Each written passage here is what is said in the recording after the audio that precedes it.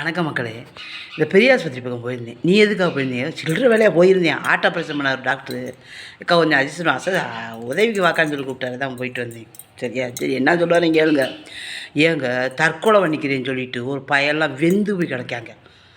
என்னடான்னு சொல்லி பார்க்குறப்ப குடும்பத்தில் பொண்டாட்டி புருஷனுக்கு சண்டையாங்க. சண்டை ஓட்டு பயவில் சரக்கோடு சேர்த்து குடிக்கிறதோடு சேர்த்து ஆசிரியும் சேர்த்து கலந்து குடிச்சு பிடிச்சுங்க. குடித்தா வாயிலேருந்து குட்டல் வரைக்கும் வெந்து பொண்டாட்டி பிள்ளை ஊரே ஒப்பாரி வச்சுக்கிட்டு இருக்கா. அவன் படுத்து கிடைக்க அங்கிட்டு டியூப் இங்கிட்டு டியூப். ஏன் எதுக்கு இந்த அவசரம்? இன்னொரு பிள்ளை டீ குடிச்சிருச்சான். என்னமோ டீ குடித்த மாதிரியே சொல்லிவிட்டு குடிச்சு போய் படுத்து கிடக்கு வெந்து வேகாமல். யார் வீட்டில் பிரச்சனை இல்லைங்க, யார் வீட்டில் பிரச்சனை இல்லை. அண்ணாச்சேரின்னு சொன்ன மாதிரி மாடி வீட்டில் இருக்குது, வெய்த்த வீட்டில் இருக்குது, பக்கத்து வீட்டில் இருக்குது, கீழ் வீட்டில் இருக்குது. எந்த வீட்டில் தான் பிரச்சனை இல்லை. எடுத்தது ஒத்த சென்மந்தியான். முடிஞ்ச வரைக்கும் போராடி வாழ்வோம். தற்கொலைக்காண்டி யோசிக்கிற ஒரு நிமிஷத்தை வாழ்கிறதுக்காண்டி யோசிக்க மாட்டோம். தெரியுதா? அவங்களுக்கு வந்தால் தானே தெரியும். யாருக்கு இல்லை பிரச்சனை? எல்லா பேத்துக்கும் தான் பிரச்சனை.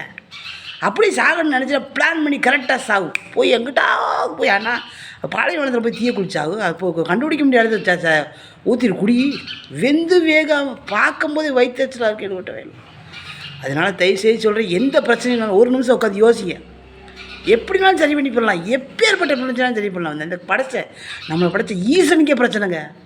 அப்புறம் நம்மளை மனுஷன் ஏமாத்துறோம். தயவுசெய்து என்ன செய்யாதீங்க, தற்கொலை முயற்சிக்கு போகாதீங்க. அவங்ககிட்ட போய் நம்ம சொல்ல முடியுமா? பெரியாஸ்பத்திரியில் இருக்க அவங்களுக்கு உங்கள்கிட்ட சொல்கிறேன். சரி, நன்றி, வணக்கம்.